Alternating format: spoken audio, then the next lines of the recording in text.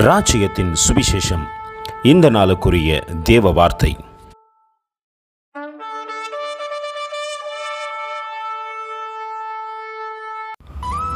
Every word of God is pure. He is a shield unto them that put their trust in him. Proverbs 30:5.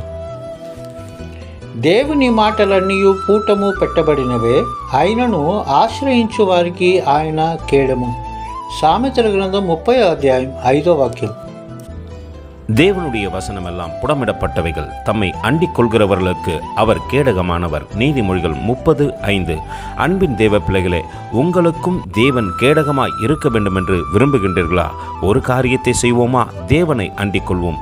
வேதத்திலே பாருங்களே, யோபு என்ற பக்தனை குறித்து சத்ருவானவன் சாட்சியிடுகின்றான். நீ யோபுவை விரதாவாய் வைத்திருக்கிறீர், அவரையும் அவருக்கு உண்டானதை சுற்றியும் வேலி அடைத்திருக்கிறீர் என்று ஆண்டவரிடத்திலே சத்ருவானவன் சாட்சியிடுகின்றான். காரணம் என்ன? தேவனை யோபு அண்டிக் கொண்டிருந்தபடியினாலே தேவன் அவரை வேலி அடைத்தார். நாமும் தேவனை அண்டிக் கொள்வோமானால் அல்லது சார்ந்திருப்போமானால் நிச்சயம் நம்மையும் தேவன் வேலி அடைப்பார். யோபுவை போல அந்த அன்பின் தேவனுக்கு நேராய் நம்மை தாழ்த்தி தரைமட்டமாய் ஒப்பு கொடுப்போமா? கர்த்தர் தாமே உங்களை ஆசீர்வதிப்பாராக. ஆமென். எங்களோடு கூட இணைந்து ஊழியம் செய்ய விரும்பினால் இந்த வார்த்தைகளை மற்றவர்களுக்கும் பகிர்ந்து கொடுங்கள். இது ராஜ்யத்தின் சுவிசேஷம். Thank you for watching. God bless you.